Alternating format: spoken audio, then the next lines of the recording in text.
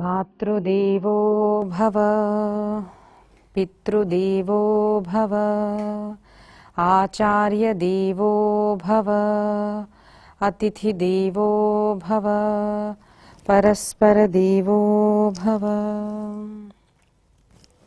आज शरद नवरात्रि के निमित्त हम श्री जगत जननी पराम्बिका आदिशक्ति आदि माया महामाया का हम महात्म्य श्रवण करते हैं। अब हम माता सरस्वती का महत्व श्रवण करते हैं। माता सरस्वती कदाचित ऐसी है कि बहुत लोगों को लक्ष्मी जी तो चाहिए, लेकिन सरस्वती सभी को चाहिए ऐसा नहीं होता। क्योंकि बहुत लोगों का ऐसा भी कहना होता है कि सरस्वती जी अपने पास है तो ऐसा नहीं है कि लक्ष्मी जी आती ही है, लेकिन ऐसा परस्पर विरोध नहीं है।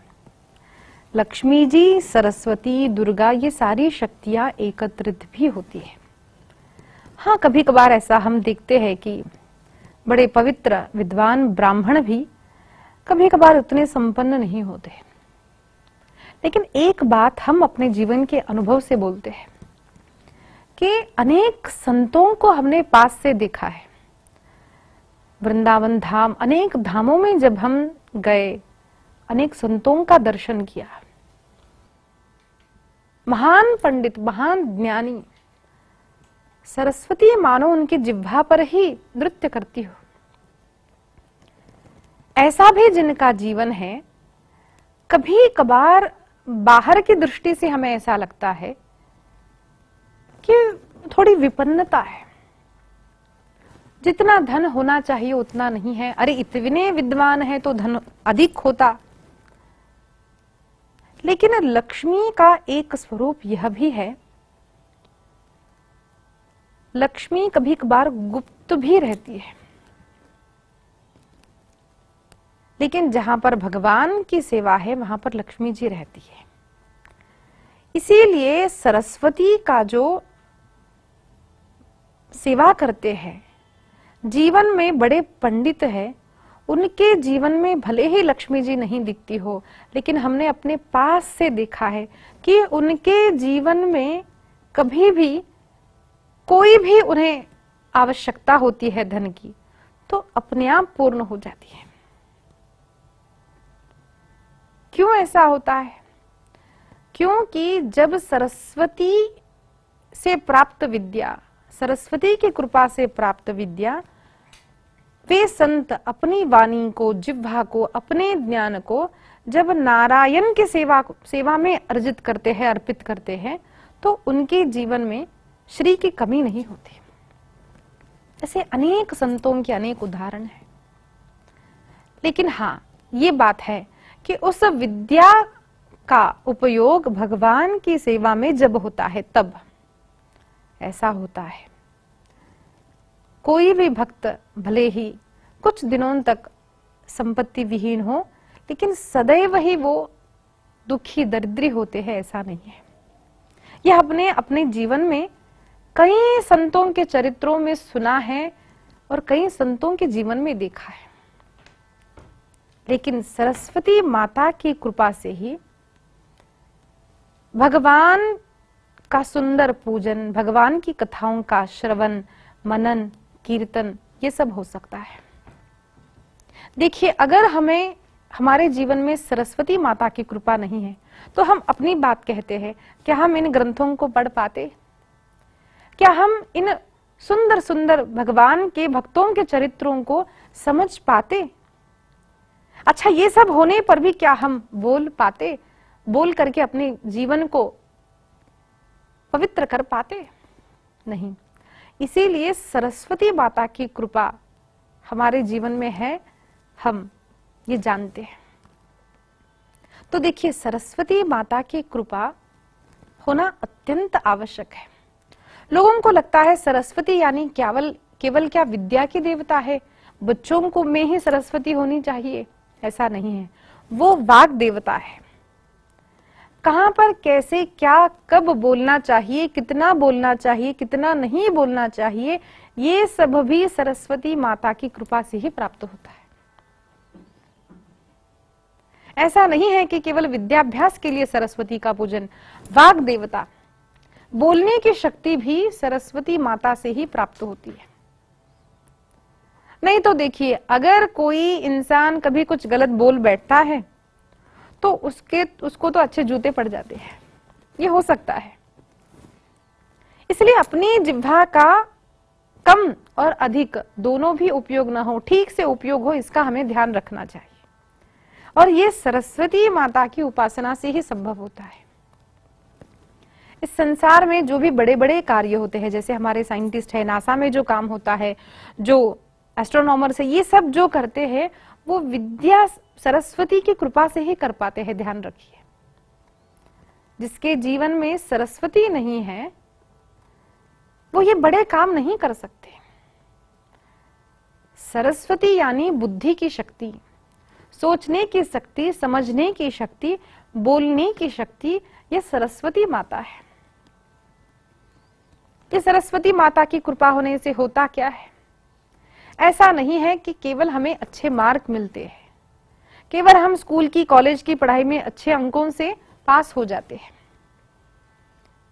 सरस्वती माता की कृपा होने से हम यथा योग्य क्या है, अयोग्य क्या है, हम इसको भी समझ सकते हैं।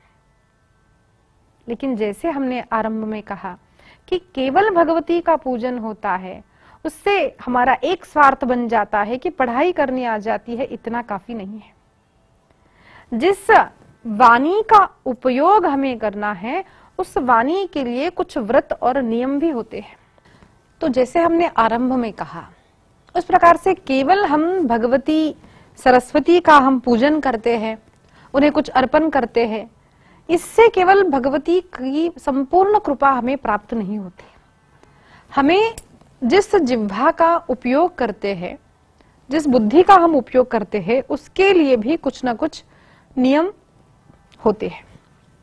जिस प्रकार से अगर हमें योगाभ्यास करना होता है तो पहले हम क्या करते हैं, वार्म अप एक्सरसाइज करते हैं, बॉडी को हम प्रिपेयर करते हैं। और हमें अच्छे से योगा करने आए, हम अच्छे से व्यायाम कर पाए, इसके लिए हम क्या करते हैं, हमारे खान पान का हम ध्यान रखते हैं, हमारी निद्रा का भी हम ध्यान रखते हैं। खूब से भरपेट खा लिया तला हुआ और अब बोला कि सूर्य नमस्कार करो, क्या हम कर पाएंगे?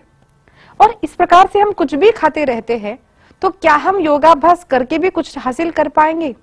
नहीं कर पाएंगे। तो इसीलिए शरीर को स्वस्थ रखने के लिए खाने पीने के नियम के साथ व्यायाम अगर हम करते हैं तो उससे प्रभाव हमें दिखाई पड़ता है।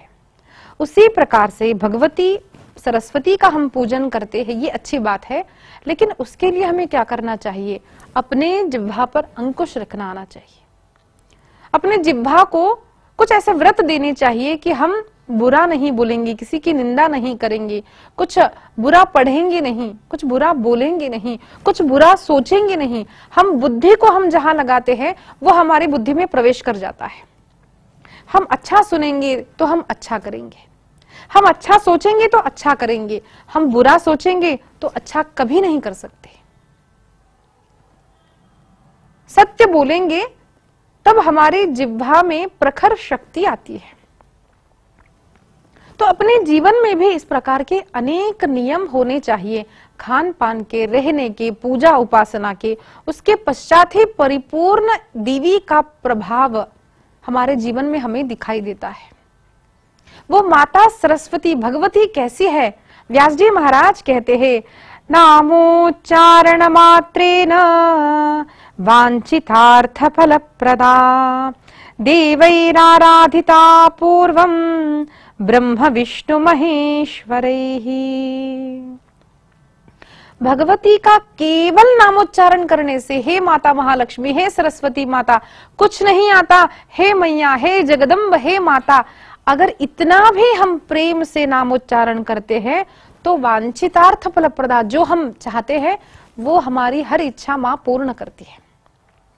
देखिए, माँ किसको कहा जाता है? कभी कभार पिता कठोर हो सकता है। अरे जीवन में हम भी ये अनुभव करते हैं कि हम अगर फ्री से कोई बात करना चाहते हैं, बताइए हम अपने जीवन में किससे जाकर कहते हैं? एक माँ याद आती है। आज भी हम अपने जीवन में अनुभव करते हैं, हर कोई, लड़का हो लड़की हो, गिर भी जाते हैं तो एकदम मुंह से निकल जाता है माँ, है ना, अपनी अपनी भाषा में हम माँ कहते हैं। दुख में, दर्द में, अच्छाई में, बुराई में पहले हर किसी को लगता है हम जाकर अपनी माँ से कहें। कहीं बाहर भी जाना हो तो झट से हम अपने पिता से नहीं कह सकते, लेकिन माँ वो होती है, माँ क्या मैं जाऊं, क्या मैं ये करूं। तो आज भी हम देखते माँ कहती है हाँ बेटा तो चिंता मत कर, मैं तेरे पिताजी से बात करती हूँ। ये जो स्वभाव होता है उसको मातृत्व कहते हैं, उसको माँ कहते हैं। अरे कोई भी भूल हो जाओ तो माँ ऐसी होती है, माँ बोलती है बेटा कोई बात नहीं, हो गई ना गलती, कोई बात नहीं, अब नहीं करना। इसको बोलते हैं मातृत्व, इसको कहते हैं जननी। ये होती है माँ। एक साधारण माँ अगर ऐसी होती है तो बताइए संपूर्ण जगत की जननी जो है वो कितनी कृपालु होगी।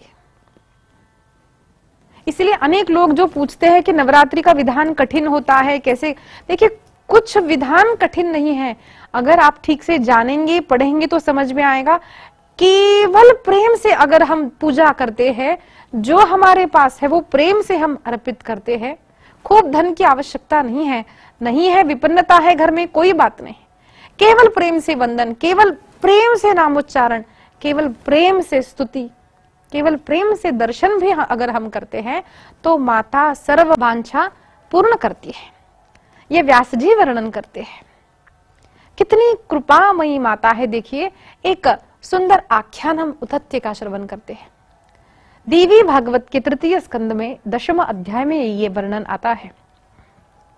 व्यास जी महाराज कहते हैं, जन्मेजय ने पूछा, कोसौ सत्यव्रतो नाम ब्राह्मणो द्विजसत्तमः, कस्मिन् देशे समुत्पन्नः कीदृशश्च वदस्व मे, कथं तेन श्रुतः शब्दः कुथमुच्चारितः पुनः, सिद्धिश्च कीदृशी जाता तस्य विप्रस्य तत्क्षणात्। जन्मेजय ने पूछा, महाराज किस देश में रहता था वो ब्राह्मण द्विजश्रेष्ठ सत्यव्रत? वो ब्राह्मण कौन था जिसे आई आई कहते ही कहने के कारण साक्षात भगवती की उस पर कृपा हुई और वह महान पंडित बन गया? महाराज वह कथा हमें अत्यंत प्रेम से सुनाइए, वो हम सुनना चाहते हैं। तब व्यास जी ने वर्णन किया जन्मेजय। व्यास उवाच, शृणुराजन् प्रवक्ष्यामि कथां पौराणिकीं शुभां, श्रुता मुनि समाजेषु मया पूर्वं कुरुद्वः। व्यास जी कहते हैं, राजन मैंने यह कथा पूर्व में मुनियों के समाज में श्रवण की थी। देखिए साक्षात तो जो गुरुओं के गुरु है व्यास जी महाराज कहते हैं मैंने यह कथा श्रवण की थी। यानी इस बात से हमें समझना चाहिए श्रवण केवल साधारण प्रजा को नहीं, संत भी श्रवण करते हैं, गुरु भी श्रवण करते हैं। श्रवण एक ऐसा साधन है जीव मात्र को करना चाहिए। कब तक करना चाहिए? सदैव करते रहना चाहिए, क्योंकि श्रवण के बिना मनन नहीं होगा, मनन के बिना आचरण नहीं होगा। इसीलिए व्यास जी देखिए कितनी नम्रता से कहते हैं, जन्मेजय यह मैंने मुनि समाज में सुना था। जमदग्नि ने प्रश्न किया, और राजन यह एक सुंदर कथा है। ये वो देवी की कथा है जो परम दयालु जगत जननी की कथा है, जो केवल प्रेम से नामोच्चारण करने से हर फल प्रदान करती है। उसी माता का भक्त एक कोसल देश में देवदत्त नामक एक ब्राह्मण रहता था। कोसलेषु द्विज कश्चित् देवदत्तेति विश्रुतः, अनपत्यश्चकारेष्टिं पुत्राय विधिपूर्वकम्। राजन देवदत्त नामक एक ब्राह्मण महातपस्वी महान पंडित था। लेकिन हर एक के जीवन में होता है, देखिए सब कुछ है लेकिन ये नहीं है, वो नहीं है, ये होता ही है। महान पंडित था, सुंदर पत्नी थी, लेकिन उसकी कोई संतान नहीं थी। तो पुत्र प्राप्ति के लिए उन्होंने अनुष्ठान करना चाहा। स्वयं विद्वान ब्राह्मण थे, फिर भी अनेक ब्राह्मणों को बुलाया। देखिए ब्राह्मणों के धर्म में एक बताया है कि ब्राह्मण स्वयं अध्ययन करे और दूसरों से करवाए। ब्राह्मण दान ले, ब्राह्मण को दान देना चाहिए, दान लेने का अधिकार ब्राह्मण को है, और ब्राह्मण दान दे, ले और दे। ब्राह्मण यज्ञ करे और ब्राह्मण यज्ञ करवाए। यहाँ पर देखिए, हम पूरे शास्त्रों में हमने देखा है कि ब्राह्मण को क्या, ये केवल 6 कर्म बताए हैं। केवल अध्ययन करो, जगत का उद्धार करो, संध्या वंदन करो, यज्ञ हवन करो, अनुष्ठान करो। ब्राह्मणों के सदाचार के पालन से, ब्राह्मणों के यज्ञ हवन अनुष्ठान पूजादिक करने से संपूर्ण लोक का कल्याण होता है। एक हम देखते हैं कि एक साधारण सी प्रतिमा हम बाजार से खरीद कर ले आते हैं। कोई हनुमान जी की मूर्ति है, वो पहले मूर्ति होती है, उसको हम खरीद करके लाते हैं। फिर ब्राह्मण अपने मंत्रों से उसमें भगवान का आवाहन करते हैं। फिर उसका नित्य प्रति जब पूजन होता है, हमें अनुभव आता है, जितना जितना मूर्ति की सेवा पूजा होती है उसमें उतना उतना तेज और भगवत तत्व बढ़ता जाता है। देखिए, भगवान सर्वत्र है, भगवान कहीं नहीं है ऐसा नहीं है, लेकिन भगवान को एक स्थान में हम आवाहन करके उस शक्ति को वहां पर अधिक लाते हैं, आवाहन करते हैं। प्रेम से जब हम पूजा सेवा करते हैं तो भगवान को भी उस स्थान में स्वयं आकर रहना अच्छा लगता है। ये भाव की बात नहीं है, इट्स ऑल अबाउट एनर्जी। भले ही एनर्जी सब जगह होती है, लेकिन जिस प्रकार से पानी के कण कण में जो विद्युत शक्ति होते हैं उसे खींच करके जिस प्रकार लाया जाता है, उसी प्रकार से ये जो भगवान है, सर्वत्र जो भगवान निवास करते हैं, उन्हें मंत्रों से उस मूर्ति में प्रवेश कराया जाता है। आवाहन करके उनकी जब सेवा पूजा हम भाव से करते हैं तो वो मूर्ति कभी कभार बोलने लगती है। हमारा भाव अगर हो, शुद्ध अंतःकरण हो, खूब सेवा की गई हो, तो अनेक संतों को ऐसा अनुभव आता है कि भगवान कभी नाराज है। कुछ गलत काम किया और भगवान के चेहरे को देखा तो समझ आता है कि भगवान आज आनंद में नहीं है। कुछ अच्छा किया तो हमें भगवान का चेहरा देखकर समझ आता है कि भगवान आज आनंद में है। ये परस्पर जो संबंध होता है वो नित्य सेवा, नित्य पूजा से होता है। ये भगवत तत्व उसमें आता कहां से है? मंत्रों से आता है। रोज रोज पूजा अर्चा जब हम करते हैं तो उसमें आता है। तो विचार कीजिए, जो ब्राह्मण, ब्राह्मण केवल जातिवाचक शब्द नहीं है, ब्राह्मण केवल पूजा करने वाला एक व्यक्ति नहीं है। जो ब्राह्मण वेदों का पाठ करता है, पठन करता है, उसमें उसी प्रकार की एक शक्ति उत्पन्न होती है। इसीलिए ब्राह्मण पूजा करने पर ही वंदनीय है ऐसा नहीं है। कहीं पर भी ब्राह्मण दिखते हैं, उन्हें वंदन करें, उन्हें प्रणाम करें। क्यों? उनमें तेज आता है। उनके पास जाए, उनके चरणों का जब हम वंदन करते हैं तो वो जो ऊर्जा उनमें होती है वो हमारे पास आती है, हम में भी वो प्रविष्ट होती है। इसीलिए देखिए, सारी जगह पे सेम वाइब्रेशंस नहीं होती। हम अपने घर में बैठे बैठे होते हैं कि हमारा कुछ मन अच्छा नहीं है, तो हम अनुभव करते हैं कि जब हम मंदिर में जाते हैं, कुछ भी किए बिना हमारा मन शांत हो जाता है। क्यों? वहां की प्रभा ऐसी होती है, वहां के मैग्नेटिक वेव्स इस प्रकार के होते हैं। जो भगवत तत्व, जो चेतना शक्ति भगवान में होती है, जो शांति, आनंद, जो प्रभा भगवान में होती है, वो सारे उस मंदिर के परिसर में होती है। वो प्रभा हमारे घर के बेडरूम में नहीं होती, हमारे लिविंग रूम में नहीं होती। वो वही जो तपस्वी ब्राह्मण है, उनमें भी वही प्रभा होती है, वही वाइब्रेशंस, वही वाइब्स होते हैं। इसलिए उनको जब हम प्रणाम करते हैं, वो तो शक्ति इज ट्रांसफर्ड, वो आशीर्वाद के रूप से हम में भी वो प्रवेश करती है। इसीलिए ब्राह्मण पूजनीय है। तो ऐसे जो ब्राह्मण देवदत्त के थे, नाम के थे, उन्होंने अनेक ऋत्विजों को बुलाया, ब्राह्मणों को बुलाया और यज्ञ आरंभ किया। अध्वर्यु याज्ञवल्क्य को बनाया, होता बृहस्पति को बनाया, प्रस्तोता पाइल मुनि को बनाया, गोभिल को उद्गाता बनाया। देखिए, ये सारी पदवियां हैं। कई सारे लोग हैं आज एक अपनी पद्धति से हवन करते हैं। हमने YouTube पर भी हम सुनते हैं थोड़े प्रवचन, जो कथाएं हैं, कुछ कोई लोग कहानियों के रूप में कहते हैं कि जैसे हमने अभी नवरात्रि के विषय में जब हमने सुना, तो क्षमा चाहते हैं लेकिन ये सत्य बात है। हम लोगों तो देखिए, हम चैनल का नाम तो नहीं बता रहे, लेकिन जब हमने ये देखा तो हमें बड़ा बुरा लगा कि लोग अपनी ही इच्छा से कुछ ना कुछ श्लोक लिख देते हैं, बस माता का नाम आ गया, अपनी ही मर्जी से श्लोक लिख दिया, कहा कि ये श्लोक लिखा है। अपनी ही मर्जी से कुछ ना कुछ बीज मंत्र बनाते हैं, बीज मंत्र के समान, और बोलते हैं ये मंत्र का आप पाठ करो। इसलिए हम प्रार्थना करते, देखिए अब हम जो बोलते हैं तो ये कई सारे संत सुनते हैं, गुरुदेव सुनते हैं, भगवान सुनते हैं। जब हमने परसों, जैसे हम प्रवचन करते हैं तो कभी कभार क्षमा याचना करते हैं, तो कोई बोलते दीदी आप क्षमा याचना क्यों करती है? देखिए हम इंसान हैं, जब हम बोलते हैं तो ये भगवान सुनते हैं, संत सुनते हैं, गुरु सुनते हैं, तो कभी हमसे भूल ना हो जाए या भूल हो गई हो तो वे हमें क्षमा करें। इसलिए हम सभी विद्वत जनों से, संतों से, भक्तों से, भगवान से हम क्षमा याचना करते हैं।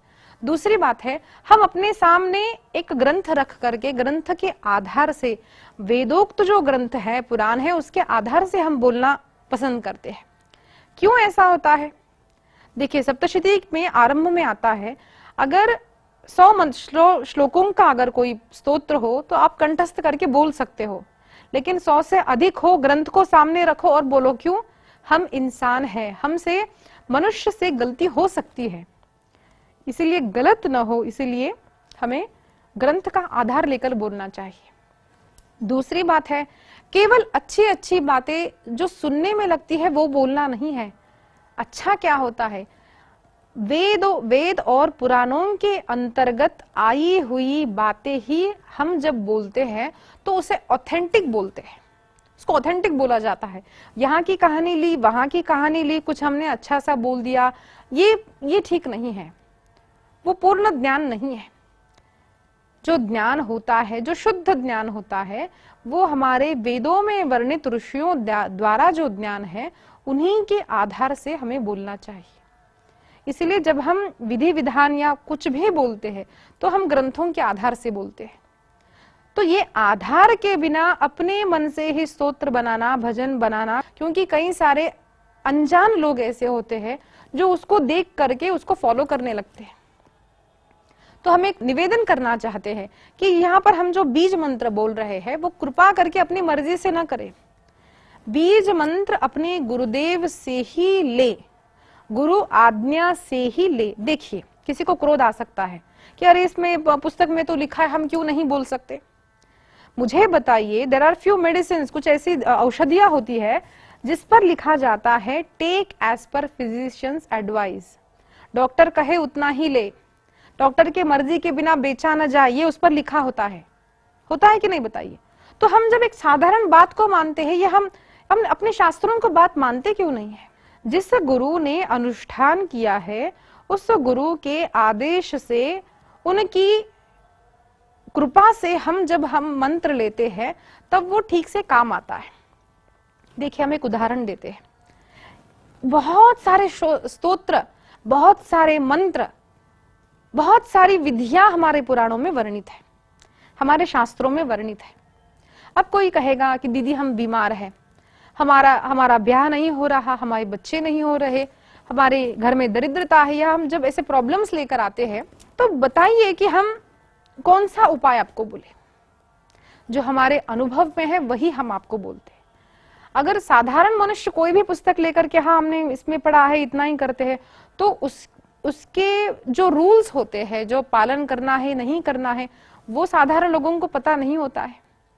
इसीलिए जब हम डॉक्टर के पास जाते हैं अथवा गुरु के पास जाते हैं, संत के पास जाते हैं, उन्होंने जो अपना बहुत सारा समय इसमें दिया है, इसके अध्ययन में दिया है, experienced person and inexperienced person, इसमें अंतर होता है।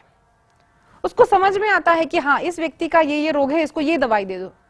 मेडिकल शॉप में जब हम जाते हैं, ढेर सारी दवाइयां, डॉक्टर भी देखो कितनी सारी दवाइयां मिलती है, डॉक्टर क्या हर एक दवाई देता है? नीले रंग की बोतल पी, ये नहीं बोलते हैं। डॉक्टर बराबर आपको जो देना है वही आपको लिख कर देंगे, बस ये एक ले लो हो जाएगा। तो हमारे जो शास्त्र है वो मेडिकल शॉप की तरह है कि इतनी सारी दवाइयां अलग अलग प्रकार की, अब हम ले कौन सी? तो उसके लिए आपको डॉक्टर के पास जाना है। उसी प्रकार से हम क्या करें, इसको जानने के लिए, योग्य जानने के लिए हमें गुरु के पास ही जाना होता है। जैसे देखिए एक प्रसंग हुआ था। हमारे गुरुदेव एक बार जा रहे थे गाड़ी में, तो गाड़ी एकदम से बंद पड़ गई। तो कुछ लोग नीचे उतर गए, उन्होंने कहा कि भाई ये तो गाड़ी स्टार्ट नहीं हो रही। तो वहां पे कुछ 2-3 व्यक्तियों ने देखा, प्रयत्न किया, लेकिन वो चल नहीं पा रही थी। फिर मुश्किल से एक व्यक्ति आया, मिला, उन्होंने कहा हाँ मुझे आती है, चलो मैं कर देता हूँ। उसने देखा, बस 1 मिनट में कुछ हथौड़ा लिया और कुछ कुछ देखा और एक जगह पर ऐसा हथौड़ा मारा, वो एकदम गाड़ी चल पड़ी। तो उस व्यक्ति ने पूछा भाई कितना देना है? तो उसने कहा 500 रुपए। इस व्यक्ति ने कहा अच्छा, केवल हथौड़ा मारने से उसके 500 रुपए? तो उसने कहा भाई हथौड़ा मारने के तो 100 रुपए हो जाएंगे, लेकिन कहां पर मारना है वो जानने के उस विद्या के 400 रुपए होते। आई बात समझ में? तो किसको कौन सी मेडिसिन देनी है, कौन सा उपाय देना है, ये गुरु जानता है। इसलिए अपने मन से ही मंत्र न बनाए। ऐसे कहीं लिखे होते हैं किसी भी चैनल पर, तो अगर उसको ऑथराइज्ड कहाँ है, उसका मूल कौन सा पुराण है, शास्त्र है, अगर आप ये नहीं जानते तो आप उसको फॉलो न करें, वो न पढ़े। जो ये होते हैं हमारे यहाँ पर विधि विधान, उसके कुछ नियम होते हैं, वो अपने सद्गुरु से जाने, गुरु से, संतों से जानकर ही करें। अस्तु। तो यहाँ पर भगवान का, भगवती का सुंदर चरित्र व्यास जी महाराज बताते हैं कि देवदत्त नामक मुनि ने सुंदर यज्ञ आरंभ किया, अनेक ब्राह्मणों को अनेक पदवियां दी। तो यज्ञ जो होता है वो एक साइंटिफिक पूरी विधि होती है। अपने मन से ही कुछ यज्ञ कुंड जैसा बनाया, अपने ही मन से किसी भी झाड़ के कुछ पत्तियां, कुछ तृण ला लिए, अपने ही मन से कुछ भी स्तोत्र का पाठ करने लगे और अग्नि में डालकर स्वाहा स्वाहा करने लगे, ये यज्ञ नहीं होता। कौन सा यत्न कितनी बार करना चाहिए, कितनी मालाओं का मंत्र पाठ होना चाहिए, कितनी बार उसको रिपीट करना है, ये सारी विधियां होती है। यज्ञ में केवल एक ब्राह्मण नहीं होता, अनेक ब्राह्मण जो होते हैं उनके अलग अलग कार्य है। जहाँ जैसे अध्वर्यु है, ब्रह्मा है, प्रस्तोता है, उद्गाता है। ये जो जैसे हम कहते हैं कि स्पेशल डॉक्टर, ऑर्थोपेडिशियन स्पेशल है, न्यूरोलॉजिस्ट जो स्पेशल है, उसी प्रकार से जो यज्ञ संपन्न कराने वाले विद्वान ब्राह्मण होते हैं, वे जानते हैं कि आपके घर में कौन सा यज्ञ किया जाए, कितने दिनों तक किया जाए, कितने मंत्र का कितनी बार पाठ किया जाए। उसके पश्चात जो हम यज्ञ में सामग्री डालते हैं वो अपने मन से नहीं होती है। जैसे अभी हमने उदाहरण दिया कि मेडिसिन कौन सी किसको देनी है, उसी प्रकार से कौन से वृक्ष का कौन सा तृण लाना चाहिए, जो लकड़ियां होती कौन सा लाना चाहिए, कितनी लानी चाहिए, कौन से वृक्ष की होनी, ये सारा विधि विधान है। दिस इज कॉल्ड, अपनी भाषा में कहे, so this is all scientific knowledge.